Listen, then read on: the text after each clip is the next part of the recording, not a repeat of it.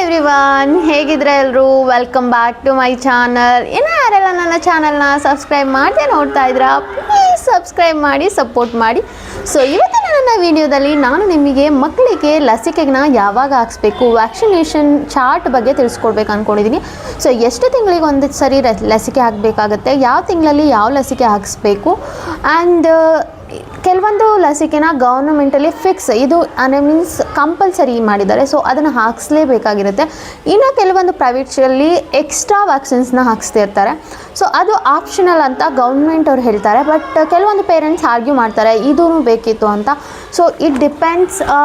ಕೆಲವೊಂದು ಗೌರ್ಮೆಂಟ್ ಅವರು ಯಾವುದು ಲಸಿಕೆ ಕೊಡ್ತಾ ಇದ್ದಾರೆ ಅದು ತುಂಬ ವರ್ಷದಿಂದ ಯಾವುದ್ಯಾವುದು ಕಾಯಿಲೆನ ಅವ್ರು ನೋಡ್ಕೊಂಡು ಬಂದಿದ್ರು ಅದಕ್ಕೆಲ್ಲ ಸ್ಟಾಪ್ ಮಾಡೋಕ್ಕೆ ಅಂತ ಕೊಡ್ತಾ ಇದ್ದಾರೆ. ಸೊ ಅದರಿಂದ ತುಂಬಾ ಬೆನಿಫಿಟ್ಸ್ ಇದೆ. ನಾನು ಇವತ್ತಿನ ವಿಡಿಯೋದಲ್ಲಿ ಗೌರ್ಮೆಂಟ್ ಅವರು ಫ್ರೀಯಾಗಿ ಕೊಡ್ತಾ ಇರುವಂಥ ಲಸಿಕೆಗಳ ಬಗ್ಗೆ ಡೀಟೇಲ್ಸ್ ಕೊಡಬೇಕು ಅಂತ ಅಂದ್ಕೊಂಡಿದ್ದೀನಿ.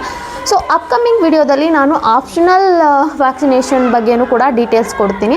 ಸೊ ಅದನ್ನು ನೀವು ಹಾಕಿಸ್ಬೇಕಾ ಏನು ಅಂತಲೂ ಕೂಡ ಅದು ವೈಯಕ್ತಿಕವಾಗಿ ನಿಮಗೆ ಬಿಟ್ಟಿದ್ದು, ಬಟ್ ಸ್ಟಿಲ್ ಆಪ್ಷನಲ್ ಆಗಿ ಯಾವ್ಯಾವ ಲಸಿಕೆಗಳಿದೆ ಅಂತ ಇನ್ಫಾರ್ಮೇಷನ್ ನಾನು ಕೊಡ್ತೀನಿ.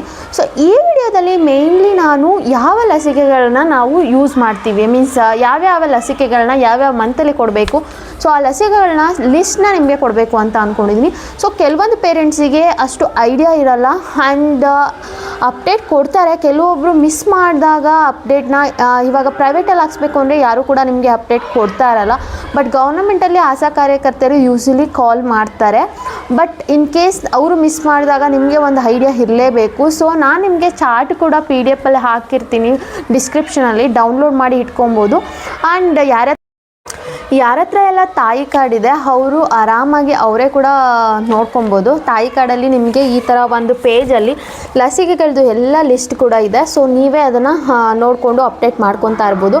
ಸೊ ಯಾರ ಹತ್ರ ಎಲ್ಲ ಈ ಲಿಸ್ಟ್ ಇಲ್ಲ ಅವರಿಗೆ ನಾನು ಲಿಸ್ಟ್ನ ಸೆಂಡ್ ಮಾಡ್ತೀನಿ. ಇದು ಬಂದು ಗೌರ್ಮೆಂಟ್ ಅವರು ಇದು ಆರ್ಗನೈಸ್ ಮಾಡಿರುವಂಥ ಸಾರ್ವತ್ರಿಕ ಲಸಿಕಾ ಕಾರ್ಯಕ್ರಮ ಅಂತ. ಸೊ ಎಷ್ಟು ವ್ಯಾಕ್ಸಿನ್ಸ್ನ ಕೊಡ್ತಾರೆ ಅದು ಇದಿದೆ. ಸೊ ಲಸಿಕೆನ ನಾವು ನಮ್ಮ ಮಕ್ಕಳಿಗೆ ಕೊಡಿಸೋದು ಅವ್ರ ಭವಿಷ್ಯಕ್ಕೆ ತುಂಬ ಒಳ್ಳೆಯದು. ಸೊ ಫ್ಯೂಚರಲ್ಲಿ ಅವ್ರಿಗೆ ತುಂಬ ಒಳ್ಳೆಯದಾಗುತ್ತೆ. ಸೊ ಲಸಿಕೆ ಕೊಡೋದು ಮೇಯ್ನ್ ಇಂಟೆನ್ಷನ್ ಏನಂದರೆ ಕೆಲವೊಂದು ರೋಗಗಳಿಂದ ಅವ್ರನ್ನ ತಡೆಗಟ್ಟೋಕ್ಕೆ. ಸೊ ಎಷ್ಟೊಂದು ನೀವು ಹಿಂದಿನ ಕಾಲದಲ್ಲಿ ನೋಡಿದರೆ ಕಾಲರ ಬಂದು ಎಷ್ಟೊಂದು ಜನ ಸತ್ತರು, ಅದು ಬಂದು ಸತ್ತರು, ಇದು ಬಂದು ತುಂಬ ಕಾಯಿಲೆಗಳಿದ್ವು ಹಿಂದಿನ. ಅದರಲ್ಲೂ ಚಿಕ್ಕ ಮಕ್ಕಳು ಜಾಸ್ತಿ 1 ವರ್ಷದ ಒಳಗಡೆ ನಮ್ಮ ಮಕ್ಕಳು ಶಿಶು ಮರಣ ತುಂಬ ಇತ್ತು ಮುಂದೆ, ಮೀನ್ಸ್ ಹಿಂದೆ ಹೋದರೆ. ಆವಾಗ ಈ ವ್ಯಾಕ್ಸಿನೇಷನ್ ಎಲ್ಲ ಅವರಿಗೆ ಇರಲಿಲ್ಲ. ಸೊ ದಟ್ ಅವರಿಗೆ ಅಷ್ಟು ಲಾಸ್ ಆಯಿತು. ಚಿಕ್ಕ ಮಕ್ಕಳು ಮೀನ್ಸ್ 1 ಇಯರ್ ಒಳಗಡೆ ಅಷ್ಟು ಬೇಬೀಸು ಅವ್ರದ್ದು ಲೈಫ್ನ ಕಳ್ಕೊತಾ ಇದ್ರು. ಅದಕ್ಕೋಸ್ಕರ ಗೌರ್ಮೆಂಟ್ ಈ ರೀತಿ ವ್ಯಾಕ್ಸಿನೇಷನ್ನ ವ್ಯಾಕ್ಸಿನೇಷನ್ನ ಗೌರ್ಮೆಂಟಿಂದ ಕೊಟ್ಟಿಲ್ಲ ಅಂದರೆ ಏನಾಗುತ್ತೆ, ದುಡ್ಡಿರೋರು ಪ್ರೈವೇಟಲ್ಲಿ ವ್ಯಾಕ್ಸಿನೇಷನ್ ಮಾಡಿಸ್ಕೊತಾರೆ. ಸೊ ದುಡ್ಡಿಲ್ಲದೆ ಇರೋರಿಗೆ ಮಕ್ಕಳಿಗೆ ಏನು ಮಾಡೋದು ಅಂತ ಹೇಳಿ ಸೊ ಗೌರ್ಮೆಂಟು ಫ್ರೀಯಾಗಿ ತುಂಬ ಇಂಪಾರ್ಟೆಂಟ್ ಕಂಪಲ್ಸರಿ ಆಗಿರುವಂಥ ವ್ಯಾಕ್ಸಿನ್ಸ್ನ ಪ್ರೊವೈಡ್ ಮಾಡ್ತಾ ಇದೆ. ಸೊ ನಾವು ನಮ್ಮ ಮಕ್ಕಳಿಗೆ ಲಸಿಕೆ ಕೊಡಿಸೋದು ತುಂಬಾ ಇಂಪಾರ್ಟೆಂಟ್. ವ್ಯಾಕ್ಸಿನೇಷನ್ ಅಂತೂ ನೀವು ಮರಿಲೇಬಾರ್ದು. ಅದು ಒಂದು ಪಾರ್ಟ್ ಆಫ್ ದ ಬೇಬಿ ಅಂತ ಹೇಳ್ಬೋದು. ಸೊ ಬೇಬಿ ಲೈಫ್ ಅಂತ ಹೇಳ್ಬೋದು. ಸೊ ನೀವು ವ್ಯಾಕ್ಸಿನೇಷನ್ ಕೊಡಿಸಿಲ್ಲ ಅಂದರೆ ತುಂಬಾ ನಿಮಗೆ ಪ್ರಾಬ್ಲಮ್ ಆಗುತ್ತೆ ಫ್ಯೂಚರಲ್ಲಿ. ಸೊ ಇವಾಗ ಕೊಡಬೇಕಾಗಿರೋ ವ್ಯಾಕ್ಸಿನೇಷನ್ನ ನೀವು ಕೊಡಿಸಿಲ್ಲ ಅಂದರೆ ಫ್ಯೂಚರಲ್ಲಿ ಅದು ತುಂಬ ದೊಡ್ಡ ಪ್ರಾಬ್ಲಮ್ ಆಗಿ ನಿಮ್ಮ ಸಮಯನೂ ಹೋಗುತ್ತೆ, ನಿಮ್ಮ ದುಡ್ಡು ಹೋಗುತ್ತೆ. ಸೊ ದಟ್ ಇವಾಗ ಏನು ನೀವು ಮಕ್ಕಳನ್ನ ಎಷ್ಟು ವ್ಯಾಕ್ಸಿನೇಷನ್ ಇದೆ ಅದನ್ನು ಆನ್ ಟೈಮ್ ಕೊಡಿಸೋದು ತುಂಬಾ ಇಂಪಾರ್ಟೆಂಟ್. ಸೊ ಇದನ್ನು ಕೂಡ ನೀವು ಮಿಸ್ ಮಾಡಲೇಬಾರ್ದು. ಸೊ ಐ ಹೋಪ್ ಎಲ್ಲ ಪೇರೆಂಟ್ಸು ಅಲರ್ಟ್ ಆಗಿರ್ತಾರೆ ಅಂತ. ಸೊ ಯಾರಿಗೆಲ್ಲ ಒಂದು ಸ್ವಲ್ಪ ಕನ್ಫ್ಯೂಷನ್ಸ್ ಇದೆ ಈ ವಿಡಿಯೋನ ಎಲ್ಲೂ ಸ್ಕಿಪ್ ಮಾಡಿದೆ ಕಂಪ್ಲೀಟಾಗಿ ನೋಡಿ. ಸೊ ನಾನು ಈ ವಿಡಿಯೋದಲ್ಲಿ ಎಲ್ಲ ರೀತಿಯ ವ್ಯಾಕ್ಸಿನ್ಸ್ ಬಗ್ಗೆ, ಗೌರ್ಮೆಂಟಲ್ಲಿ ಕಂಪಲ್ಸರಿ ಮಾಡಿರುವ ವ್ಯಾಕ್ಸಿನ್ ಬಗ್ಗೆ ಡೀಟೇಲ್ಸ್ ಕೊಡ್ತೀನಿ. ಸೊ ಫಸ್ಟ್ ವ್ಯಾಕ್ಸಿನ್ ಬಂದು ಮಗು ಹುಟ್ಟಿದ ತಕ್ಷಣ ಹಾಕ್ತಾರೆ. ಸೊ ಒಂದು ಈ ಕೈಯಲ್ಲಿ ಹಾಕ್ತಾರೆ. ಸೊ ಅದು ಬಂದು BCG ಅಂತ ಕರಿತೀವಿ. ಸೊ ಅದು ಒಂದು ಹಾಕ್ತಾರೆ. ಸೊ ನೀವು ನೋಡ್ತಾ ಇರ್ಬೋದು, ಒಂದು OPO ಅಂದರೆ BCG. ನೆಕ್ಸ್ಟ್ ಬಂದು ನಿಮಗೆ HP ಇಂಜೆಕ್ಷನ್ ಒಂದು ಹಾಕ್ತಾರೆ. ಸೊ BCG ಒಂದು ಹಾಕ್ತಾರೆ. ಆ್ಯಂಡ್ BCG ಬಂದು ನಿಮಗೆ ಮೇಯ್ನಾಗಿ ಸ್ಕ್ಯಾದ್ ರೋಗದಿಂದ ರಕ್ಷಣೆ ನೀಡೋಕ್ಕೋಸ್ಕರ BCGನ ಹಾಕ್ತಾರೆ. ನೆಕ್ಸ್ಟ್ OPV ಅಂದರೆ ಪೋಲಿಯೋ ಲಸಿಕೆ. ಸೊ ಪೋಲಿಯೋಯಿಂದ ಎಷ್ಟು ಜನ ಇವಾಗಲೂ ನಾವು ಒಬ್ಬೊಬ್ಬರು ಅವಾಗ ಅಲ್ಲಲ್ಲಿ ನೋಡ್ತಾ ಇರ್ತೀವಿ, ಅವ್ರು ಮಾಡಿರೋ ಒಂದು ಮಿಸ್ಟೇಕಿಂದ ಪಾಪದ್ದು ಫ್ಯೂಚರೆಲ್ಲ ಹೋಗಿರುತ್ತೆ. ಸೊ ಪೋಲಿಯೋ ಹಾಕ್ಸೋದಂತೂ ನೀವು ಮಿಸ್ ಮಾಡಲೇಬೇಡಿ ಅಂತ ನಾನು ಹೇಳ್ತೀನಿ. ಸೊ ಪೋಲಿಯೋ ಹನಿ ಮತ್ತು ಹೆಪಟೈಟಿಸ್ B ಅದನ್ನು ಫಸ್ಟ್ ಡೋಸ್ನ ಇವಾಗ ಹಾಕ್ತಾರೆ, ಮೀನ್ಸ್ ಹುಟ್ಟಿದ ತಕ್ಷಣ ಹಾಕ್ತಾರೆ. ಸೊ ಒಂದು ತೊಡೆಗೆ ಹಾಕ್ತಾರೆ, ಒಂದು ಬಾಯಿಗೆ ಡ್ರಾಪ್ಸ್ ಹಾಕ್ತಾರೆ, ಒಂದು ಬಂದು BCG ನಿಮ್ಮದು ಮಗುವಿನ ಕೈಗೆ ಹಾಕ್ತಾರೆ. ಸೊ BCG ಹಾಕಿದ್ಮೇಲೆ ಸ್ವಲ್ಪ ಅದು ಗಾಯ ಥರ ಇದ್ದು ಸಮ್ಟೈಮ್ಸ್ ಕ್ಯೂ ಕೂಡ ಬರುತ್ತೆ, ಅದಕ್ಕೆ ತೊಂದರೆ ಮೀನ್ಸ್ ಗಾಬರಿ ಪಡೋದೇನಿಲ್ಲ. ಸೊ ನಿಮ್ಮದು ಹತ್ತಿರ ಇರೋವಂಥ ಹಾಸ್ಪಿಟಲಿಗೆ ಹೋಗಿ ನೀವು ಚೆಕ್ ಮಾಡಿಸ್ಕೊಬೋದು. ಸೊ ಆ್ಯಂಡ್ ನೆಕ್ಸ್ಟ್ ಹುಟ್ಟಿದ ಕೂಡಲೇ ಹಾಕುವಂಥ ಇಷ್ಟು ಲಸಿಕೆಗಳು. ಸೊ ನೆಕ್ಸ್ಟ್ ಬಂದು 6 ವಾರ ಆದಮೇಲೆ ಒಂದಷ್ಟು ಲಸಿಕೆಗಳನ್ನ ಹಾಕ್ತಾರೆ. ಸೊ ಇಲ್ಲೂ ನೀವು ನೋಡ್ತಾ ಇರ್ಬೋದು 1.5 ಮಂತ್ ಅಂತ ಇದೆ. So 1.5 month means 6 weeks. After 6 weeks ನೀವು ಮಗುಗೆ ಈ ಲಸಿಕೆನ ಹಾಕಬೇಕಾಗುತ್ತೆ. ಆ್ಯಕ್ಚುಲಿ ನೀವು ಗೌರ್ಮೆಂಟ್ ಹಾಸ್ಪಿಟಲಿಗೆ ಹೋದರೆ ಸೊ ಇವರು ಒಂದು ಮೀನ್ಸ್ ಫಸ್ಟು ಏನಿದೆ ಅಲ್ಲ, ಹುಟ್ಟಿದ ತಕ್ಷಣ ಹಾಕಿದ ಲಸಿಕೆ ಆದಮೇಲೆ ಯಾವ ಲಸಿಕೆ ಹಾಕಬೇಕು ಅಂತ ಇಲ್ಲಿ ಡೇಟ್ ಕೂಡ ಬರ್ದು ಕೊಟ್ಟಿರ್ತೇವೆ. ನಾವು ಆ ಡೇಟಿಗೆ ಹೋಗಿ ಹಾಕ್ಸ್ಕೊಬೋದು.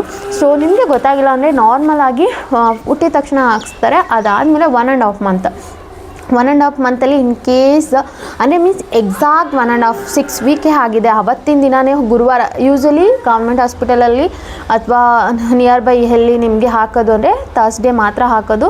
ಸೊ ಯೂಶಲಿ ಆ ಥರ್ಸ್ಡೇಗೆ ಕರೆಕ್ಟಾಗಿ ಆಗಿದೆ, ಅವತ್ತಿನ ದಿನಕ್ಕೆ ನಿಮಗೆ 6 ವೀಕ್ ಆಗಿದೆ ಅಂದರೆ ಎಕ್ಸಾಕ್ಟ್ ಅದೇ ದಿನ ಹೋಗಬಾರ್ದು, 1 ವೀಕ್ ಬಿಟ್ಟು ಬನ್ನಿ ಅಂತ ಹೇಳ್ತಾರೆ ಯೂಶ್ವಲಿ. ಸೊ ನೀವು 1 ವೀಕ್ ಬಿಟ್ಟು ಹೋಗ್ಬೋದು. ಇನ್ ಕೇಸ್ ಭಾನುವಾರ ಯಾವಾಗೋ ನಿಮಗೆ ಆಗಿದೆ ನೆಕ್ಸ್ಟ್ ಗುರುವಾರ ಹೋಗ್ಬೋದು ಅವಾಗ. ಆ್ಯಂಡ್ ಇನ್ ಕೇಸ್ ನಿಮಗೆ ಆವಾಗ ಎಕ್ಸಾಕ್ಟ್ 1.5 ಮಂತ್ ಬಂತು, ಅವಾಗೇ ಮಗುವಿಗೆ ಕೋಲ್ಡ್ ಆಗಿದೆ ಅಂದರೆ ಆವಾಗ ಯೂಶ್ವಲಿ ಇಂಜೆಕ್ಷನ್ ಆಗಲ್ಲ. ಇಂಜೆಕ್ಷನ್ ಹಾಕುವಾಗ ಮೇಯ್ನ್ಲಿ ಮಗುವಿಗೆ ಕೋಲ್ಡ್ ಇದೆಯಾ ಜ್ವರ ಇದೆಯಾ ಅಂತ ಚೆಕ್ ಮಾಡಿನೇ ಅವ್ರು ಇಂಜೆಕ್ಷನ್ ಹಾಕೋದು. ಸೊ ಆ ಟೈಮಲ್ಲಿ ಅವರು ಇಂಜೆಕ್ಷನ್ ಹಾಕಲ್ಲ. ಸೊ ಇದು ಒಂದು ನೀವು ಗಮನದಲ್ಲಿ ಇಟ್ಕೊಬೇಕು. ಸೊ ಮೇ ಬಿ ಇವಾಗ ನೆಕ್ಸ್ಟ್ 2.5 ಇಂಜೆಕ್ಷನ್ ಹಾಕ್ಸ್ಬೇಕು. ಸೊ ಆ ಟೈಮಲ್ಲಿ ಮಗುಗೆ ನೆಗಡಿ ಆಗದಿರೋ ಥರ ನೀವು ನೋಡ್ಕೊಬೇಕು, ಜ್ವರ ಬರ್ದಿರೋ ಥರ ನೀವು ನೋಡ್ಕೊಳ್ಳೋದು ನಿಮಗೂ ಕೂಡ ಒಂದು ಡ್ಯೂಟಿ ಆಗಿರುತ್ತೆ. ಸೊ ಅದಾದಮೇಲೆ ನೆಕ್ಸ್ಟ್ ಬಂದು 2.5 ಮಂತ್. ಸೊ 1.5 ಮಂತಲ್ಲಿ ಯಾವ್ಯಾವುದು ಮೀನ್ಸ್ 6 ವೀಕ್ ಆದಮೇಲೆ ಯಾವ ಇಂಜೆಕ್ಷನ್ ಹಾಕ್ಸ್ತೀವಿ ಅಂದರೆ ಪೆಂಟಾವ್ಯಾಲೆಂಟ್ 1 ಅಂತ. ಸೊ ಪೆಂಟಾವ್ಯಾಲೆಂಟ್ 1ನ ಏನಕ್ಕೆ ಹಾಕ್ಸ್ತೀವಿ ಅಂದರೆ ಪೆಂಟಾ ಅಂದರೆ ಅದರಲ್ಲಿ 5 ಇಂಜೆಕ್ಷನ್ನ ಆ್ಯಡ್ ಮಾಡಿರ್ತಾರೆ. ಸೊ ಆ ಪೆಂಟಾವ್ಯಾಲೆಂಟ್ 1 ಅಂದರೆ ಡಿಪ್ತೀರಿಯಾ, ಕಫ, ಧನುರ್ವಾಯು, hepatitis B and EB. So ಇಷ್ಟು ಇಂಜೆಕ್ಷನ್ನ ನೀವು ಹಾಕ್ಸ್ತೀವಿ. ನೆಕ್ಸ್ಟ್ OPV1 ಅದು ಡ್ರಾಪ್ಸ್ ಆಗಿರುತ್ತೆ. ದೆನ್ IPV1 ರೋಟಾವೈರಸ್ ಲಸಿಕೆ. ಸೊ ಇಷ್ಟು ಲಸಿಕೆಗಳನ್ನ ನಾವು 6 ವಾರದಲ್ಲಿ ಹಾಕ್ಸ್ತೀವಿ. ಸೊ ಇಲ್ಲಿ ನೋಡ್ತಾ ಇರ್ಬೋದು ನಾವು. ಸೊ ಪೆಂಟಾ1, PCV1 ಆ್ಯಂಡ್ ಇಲ್ಲಿ ಏನಂದರೆ ಸೊ 3 ಇಂಜೆಕ್ಷನ್, 2 ಕಾಲಿಗೆ 1 ಕೈಗೆ ಹಾಕ್ತಾರೆ. ಸೊ 3 ಇಂಜೆಕ್ಷನ್ ಹಾಕ್ತಾರೆ ಆ್ಯಂಡ್ 2 ಡ್ರಾಪ್ಸ್ ಹಾಕ್ತಾರೆ 1.5 ಮಂತಲ್ಲಿ. ನೆಕ್ಸ್ಟ್ ಬಂದು ನಿಮಗೆ 2.5 ಮಂತಲ್ಲಿ 2.5 ಮಂತಲ್ಲೂ ಅಷ್ಟೇ ನಿಮಗೆ 3 ಇಂಜೆಕ್ಷನ್ಸ್ ಹಾಕ್ತಾರೆ. ಸೊ 2 ಕಾಲಿಗೆ 1 ಈಗ ಕೈಗೆ ಹಾಕ್ತಾರೆ. ಸೊ ನೀವು ನೋಡ್ತಾ ಇರ್ಬೋದು. ಸೊ ಇಲ್ಲಿ ನೋಡಿ ನೀವು. ಸೊ 3 ಇಂಜೆಕ್ಷನ್ ಹಾಕ್ತಾರೆ. ಸೊ ಇದು 3.5 ಮಂತಿಗೆ. ಸೊ 10 ವಾರ ಅಥವಾ 3.5 ಮಂತಿಗೆ. ಸೊ ಪೆಂಟಾವ್ಯಾಲೆಂಟ್ 1 ಏನು ಹಾಕಿರ್ತಾರೆ ನಿಮಗೆ 1.5 ಮಂತಲ್ಲಿ ಅದ್ರದ್ದು ಸೆಕೆಂಡ್ ಡೋಸ್ ಇವಾಗ ಹಾಕ್ತಾರೆ. ಸೊ ಅದು ಆ್ಯಕ್ಚುಲಿ ತುಂಬ ಪೇಯ್ನ್ಫುಲ್ ಇರುತ್ತೆ ಪೆಂಟಾವ್ಯಾಲೆಂಟ್ದು. ಆ್ಯಕ್ಚುಲಿ ಮಕ್ಳಿಗೆ ತುಂಬ ಪೇಯ್ನ್ ಬರೋದು ಅದು ಕಾಮನ್. ಸೊ ಪೇಯ್ನ್ಲೆಸ್ ಇಂಜೆಕ್ಷನ್ ಕೂಡ ಇವಾಗ ಮಾರ್ಕೆಟಲ್ಲಿ ಅವೈಲಬಲ್ ಇದೆ. ಸೊ ಅದೆಲ್ಲ ಒಂಥರ ಫ್ಯಾನ್ಸಿ ಅಂತ ನನಗೆ ಅನಿಸುತ್ತೆ. ಬಿಕಾಸ್ ಲಸಿಕೆ ಹಾಕಿದ್ಮೇಲೆ ಪೇಯ್ನ್ ಬರೋದು ಅದು ಕಾಮನ್, ಅದನ್ನೇ ಏನೂ ಅವಾಯ್ಡ್ ಮಾಡೋಕ್ಕಾಗಲ್ಲ. ಸೊ ನಾವು ಬೇಬಿನ ಕೇರ್ ಮಾಡಬೇಕಷ್ಟೇ. ಸೊ ನಾನು ನಿಮಗೆ ನೆಕ್ಸ್ಟ್ ವಿಡಿಯೋದಲ್ಲಿ ಹೇಗೆ ಲಸಿಕೆ ಹಾಕಿದ್ಮೇಲೆ ವ್ಯಾಕ್ಸಿನೇಷನ್ ಆದಮೇಲೆ ಬೇಬಿನ ಕೇರ್ ಮಾಡಬೇಕು ಅಂತ ಕೂಡ ವಿಡಿಯೋ ಮಾಡಿ ತೋರಿಸ್ತೀನಿ.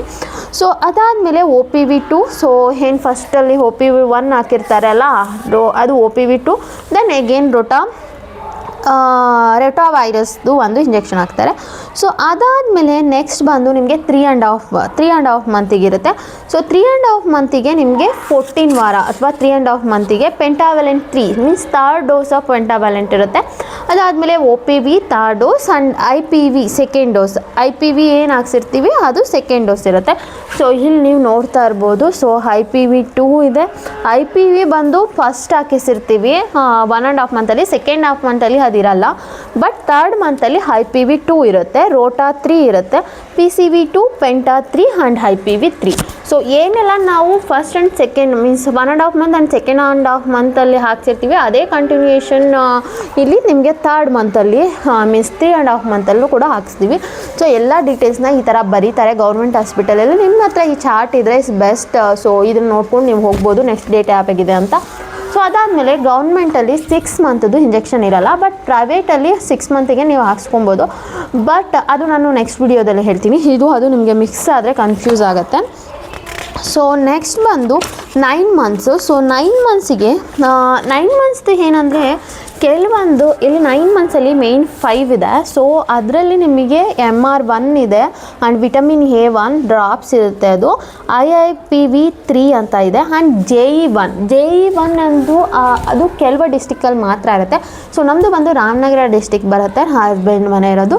ಸೊ ಅಲ್ಲಿ ಅವೈಲಬಲ್ ಇತ್ತು, ಸೊ ನಾನು ಅಲ್ಲಿ ಹಾಕ್ಸ್ಕೊಂಡೆ. ಕೆಲವೊಂದು ಬ್ಯಾಂಗ್ಳೂರು ಅಂದರೆ ಸಿಟಿ ಏರಿಯಾಗಳಲ್ಲಿ ಅದು ಅವೈಲಬಲ್ ಇಲ್ಲ JE1, ಬಟ್ ನಾನು ಗೌರ್ಮೆಂಟಿಂದ ಫ್ರೀಯಾಗಿ ಕೊಡ್ತಿದ್ದಾರೆ. ಆ್ಯಂಡ್ ಯಾಕೆ ಮಿಸ್ ಮಾಡೋದು ಅಂದ್ಬಿಟ್ಟು ನಾನು ಹಾಕ್ಸಿದ್ದೀನಿ. ಸೊ JE1 ಕೂಡ ನಾವು ಹಾಕ್ಸಿದ್ವಿ. ಇದು 9 ಮಂತ್ ಇಂಜೆಕ್ಷನ್ಸ್. ಸೊ 9 ಮಂತ್ ಆದಮೇಲೆ ನಿಮ್ಮದು 16 to 24 ಮಂತ್ ಒಳಗಡೆ ಯಾವಾಗ ಬೇಕಂದ್ರೂ ಈ ಇಂಜೆಕ್ಷನ್ ಹಾಕ್ಸ್ಕೊಬೋದು. ಸೊ ನಾನು 17 ಮಂತಿಗೆ ಹೋಗಿ ಬೇಬಿಗೆ ಹಾಕ್ಸ್ಕೊಂಡ್ಬಂದೆ. ಇವಾಗ ನನ್ನ ಮಗ ಪ್ರೆಸೆಂಟ್ಲಿ ಅವ್ನಿಗೆ 18 ಮಂತು. ಸೊ ಲಾಸ್ಟ್ ಮಂತನೇ ನಾನು ಈ ಇಂಜೆಕ್ಷನ್ ಹಾಕ್ಸಿದ್ದು. ಆ್ಯಂಡ್ ಅವ್ನು ಹೇಗೆ ಹಠ ಮಾಡ್ದ, ಹೇಗೆ ಸಮಾಧಾನ ಮಾಡಿದ್ವಿ, ಹೇಗೆ ಕೇರ್ ಮಾಡಬೇಕು ಅನ್ನೋದನ್ನ ಕೂಡ ನಾನು ನೆಕ್ಸ್ಟ್ ವಿಡಿಯೋದಲ್ಲಿ ನಿಮಗೆ ತಿಳಿಸ್ತೀನಿ. ಸೊ ಇಲ್ಲಿ ನೀವು ನೋಡ್ತಾ ಇರ್ಬೋದು. ಸೊ DTP ವರ್ಧಕ 1, OPP ವರ್ಧಕ, MR2, JE2. ಸೊ JE1 ನಾವು ಆಲ್ರೆಡಿ 9 ಮಂತ್ಸಲ್ಲಿ ಹಾಕ್ಸಿದ್ದೀವಿ. ಸೊ JE2 ಹಾಕ್ಸಿದ್ವಿ. ಆ್ಯಂಡ್ ವಿಟಮಿನ್ A2 ಅದು ಡ್ರಾಪ್ಸ್ ಆಗಿರುತ್ತೆ. ಸೊ ಇಷ್ಟು ಇಂಜೆಕ್ಷನ್ನ ನಾವು ಹಾಕ್ತೀವಿ. ಸೊ ನೀವು ಅದೇನೆ DPT ಆ್ಯಂಡ್ OPV MR ಇಷ್ಟು ಡೋಸ್ಗಳನ್ನ ನಾವು ಹಾಕ್ಸ್ತೀವಿ. ಸೊ ಈ ಎಲ್ಲ ಡೋಸ್ಗಳನ್ನ ನೀವು ಆ್ಯಂಡ್ ಅದಾದಮೇಲೆ ನಿಮಗೆ ನೆಕ್ಸ್ಟ್ ಇರೋದು 5 ರಿಂದ 6 ವರ್ಷ. ಸೊ 1.5 year to 2 years ಆದಮೇಲೆ ನೆಕ್ಸ್ಟ್ ತುಂಬ ಗ್ಯಾಪ್ ಇರುತ್ತೆ. 5 ಇಯರ್ಸಿಗೆ 5 to 6 ಇಯರ್ಸಿಗೆ, ಅದಾದಮೇಲೆ 10 ಇಯರ್ಸಿಗೆ ಒಂದು, 16 ಇಯರ್ಸ್ ಒಂದು ಲಸಿಕೆ ಇದೆ. ಸೊ ಇದೆಲ್ಲ ಮೇಯ್ನ್ ನೀವು ಹಾಕಿಸ್ಲೇಬೇಕಾದಂಥ ಲಸಿಕೆಗಳು. ಸೊ ಯಾರೂ ಕೂಡ ಈ ಲಸಿಕೆಗಳನ್ನ ಮಿಸ್ ಮಾಡ್ಕೊಬೇಡಿ ಅಂತ ನಾನು ನಿಮಗೆ ಸಜೆಸ್ಟ್ ಮಾಡ್ತೀನಿ. ಸೊ ಗೌರ್ನಮೆಂಟ್ ಕಂಪಲ್ಸರಿ ಮಾಡಿದೆ ಅಂದರೆ ಅದ್ರ ಹಿಂದೆ ತುಂಬ ರಿಸರ್ಚ್ ಮಾಡಿನೇ ಮಾಡಿರುತ್ತೆ. ಸೊ ನೀವು ಆ್ಯಂಡ್ ಒನ್ ಸಜೆಷನ್, ಗೌರ್ನಮೆಂಟಲ್ಲಿ ಫ್ರೀಯಾಗಿ ಸಿಗ್ತಿದೆ ಅಂದರೆ ಯಾಕೆ ನೀವು ಪ್ರೈವೇಟಲ್ಲಿ ಹೋಗಿ ಹಾಕ್ಸ್ಕೊಬೇಕು? ಸೇಮ್ ಇಂಜೆಕ್ಷನ್ ಯಾವುದೇ ರೀತಿ ಡಿಫ್ರೆನ್ಸ್ ಇರೋಲ್ಲ. ಸೊ ಪ್ರೈವೇಟಲ್ಲಿ ನೀವು ಹಾಕ್ಸಿದ್ರೆ ಅಂದರೆ ಅರೌಂಡ್ ಇವಾಗ 1.5 ಮಂತಿಗೆ ಹಾಕ್ತಿದ್ದೀರಾ ಅಂದರೆ 9,000 to 12,000 ಆಗುತ್ತೆ. ಸೊ ಡಿಪೆಂಡ್ಸ್ ಆನ್ ಹಾಸ್ಪಿಟಲ್ ಅದೂ. ಸೊ ಸ್ವಲ್ಪ ದೊಡ್ಡ ಹಾಸ್ಪಿಟಲ್ ಅಂದರೆ ಇನ್ನೂ ಜಾಸ್ತಿ ಇರುತ್ತೆ. ಸೊ ನನ್ನ ಸಜೆಷನ್, ನಿಮ್ಮ ಹತ್ರ ಒಂದು ತಾಯಿ ಕಾರ್ಡ್ ಅನ್ನೋದು ಇದೆ ಅಂದರೆ ಫ್ರೀಯಾಗಿ ನಿಮಗೆ ಹಾಕ್ಕೊಡ್ತಾರೆ. ಸೊ ತಾಯಿ ಕಾರ್ಡ್ ಇದ್ದರೆ ಸಾಕು, ಫ್ರೀಯಾಗಿ ನಿಮಗೆ ಲಸಿಕೆ ಹಾಕ್ಕೊಡ್ತಾರೆ. ಸೊ ನೀವು ಒಂದು ಕೆಲಸ ಏನು ಮಾಡಬೇಕಂದ್ರೆ, ನೀವು ಲಸಿಕೆ ಹಾಕ್ಸ್ಬೇಕಾದ್ರೆ ತಾಯಿ ಕಾರ್ಡ್ ತೊಗೊಂಡು ಹೋಗಬೇಕು. ಸೊ ತಾಯಿ ಕಾರ್ಡ್ನ 5-6 ವರ್ಷ ಆಗೋ ತನಕ ಹುಷಾರಾಗಿ ಇಟ್ಕೊಳ್ಳೋದು ನಿಮ್ಮದು ಜವಾಬ್ದಾರಿ. ಇಲ್ಲಾಂದರೆ ಫ್ರೀಯಾಗಿ ಲಸಿಕೆ ಸಿಗಲ್ಲ ಅಂತ ಹೇಳ್ತಾರೆ. ಸೊ ನಿಮಗೆ ಗೊತ್ತಾಯ್ತಲ್ಲ ನಾವು ಯಾವ್ಯಾವ ಲಸಿಕೆ ಹಾಕ್ಸ್ಬೇಕು. ಸೊ ಫಸ್ಟ್ ಬಂದು ಹುಟ್ಟಿದ ತಕ್ಷಣ BCG ಮತ್ತು ಪೋಲಿಯೋ ಡ್ರಾಪ್ಸ್ ಆ್ಯಂಡ್ ಹೆಪಟೈಟಿಸ್ ಅದನ್ನು ಹಾಕ್ಸ್ತೀರಾ. ನೆಕ್ಸ್ಟ್ 1.5 ಮಂತ್ ಮೇಯ್ನಾಗಿ ಪೆಂಟಾ ಇಂಜೆಕ್ಷನ್ ಹಾಕ್ಸ್ತೀರಾ. ಆ್ಯಂಡ್ ಎಗೇನ್ ಡ್ರಾಪ್ಸ್ ಕೂಡ ಇರುತ್ತೆ. ಆ್ಯಂಡ್ ಅದಾದಮೇಲೆ 2.5 month, 3.5 month, 9 months and 16 to 24 months. ಅದಾದಮೇಲೆ 5 year, 10 years ಆ್ಯಂಡ್ 16 ಇಯರ್ಸ್ಗೆ ವ್ಯಾಕ್ಸಿನ್ಸ್ ಇರುತ್ತೆ. ಸೊ ಯಾವುದೇ ವ್ಯಾಕ್ಸಿನ್ಸ್ನ ಮಿಸ್ ಮಾಡ್ಕೊಬೇಡಿ. ಸೊ ನಿಮ್ಮ ಮಗುವಿನ ಆರೋಗ್ಯ ನಿಮ್ಮ ಕೈಯಲ್ಲೇ ಇದೆ. ಸೊ ಅವ್ರ ಫ್ಯೂಚರ್ನ ನೀವು ಚೆನ್ನಾಗಿ ಇಟ್ಕೊಬೇಕಂದ್ರೆ ಸೊ ಲಸಿಕೆಯನ್ನು ಸಮಯಕ್ಕೆ ತಪ್ಪದೆ ಹಾಕಿಸಿ. ಸೊ ನಾನು ಹೇಳೋದು ತುಂಬ ಡಿಲೇ ಮಾಡೋಕ್ಕೆ ಹೋಗಬೇಡಿ. ಇವಾಗ ಎಲ್ಲೋ ನಾನು ಹೋಗಬೇಕು, ಸೊ ಅದೆಲ್ಲ ಇಂಪಾರ್ಟೆಂಟ್. ನಮ್ಮ ಮಕ್ಕಳು ಫ್ಯೂಚರ್ ಇಂಪಾರ್ಟೆಂಟ್. ಸೊ ಯಾವ ಡೇಟಿಗೆ ನಿಮ್ಗೆ ಕೊಟ್ಟಿದ್ದಾರೆ ಅದು ತುಂಬಾ ಇಂಪಾರ್ಟೆಂಟ್. ಸೊ ವ್ಯಾಕ್ಸಿನೇಷನ್ ಮಾಡೋದಂತೂ ನೀವು ಮರಿಲೇಬಾರ್ದು. ಸೊ ವ್ಯಾಕ್ಸಿನೇಷನ್ ಹಾಕ್ಸೋದು ನಿಮಗೆ ತುಂಬಾ ಇಂಪಾರ್ಟೆಂಟ್ ಆಗುತ್ತೆ. ಸೊ ಸಮಯಕ್ಕೆ ಸರಿಯಾಗಿ ನಿಮ್ಮ ಮಕ್ಕಳಿಗೆ ವ್ಯಾಕ್ಸಿನ್ ಹಾಕಿಸಿ ಅವರ ಭವಿಷ್ಯವನ್ನು ಭದ್ರಗೊಳಿಸಿ ಅಂತ ನಾನು ನಿಮ್ಮನ್ನ ಕೇಳ್ಕೊತಾ ಇದ್ದೀನಿ. ಆ್ಯಂಡ್ ವ್ಯಾಕ್ಸಿನೇಷನ್ ಆದಮೇಲೆ ಏನು ಮಾಡಬೇಕು ಅಂತ ನಾನು ನಿಮಗೆ ನೆಕ್ಸ್ಟ್ ವಿಡಿಯೋದಲ್ಲಿ ತಿಳಿಸ್ತೀನಿ. ಸೊ ಈ ವಿಡಿಯೋ ನಿಮಗೆ ಹೆಲ್ಪ್ ಆಗಿದೆ ಅಂತ ಅಂದ್ಕೊಂಡು ಸೊ ವಿಡಿಯೋ ನೋಡಿದ್ದಕ್ಕಾಗಿ ತುಂಬ ಧನ್ಯವಾದಗಳು. ಸೊ ವಿಡಿಯೋ ನಿಮಗೆ ಇಷ್ಟ ಆಗಿದೆ ಪ್ಲೀಸ್ ಲೈಕ್ ಮಾಡಿ, ಶೇರ್ ಮಾಡಿ, ಆ್ಯಂಡ್ ನನ್ನ ಚಾನೆಲ್ನ ಸಬ್ಸ್ಕ್ರೈಬ್ ಮಾಡೋದನ್ನ ಮರಿಬೇಡಿ. Thank you.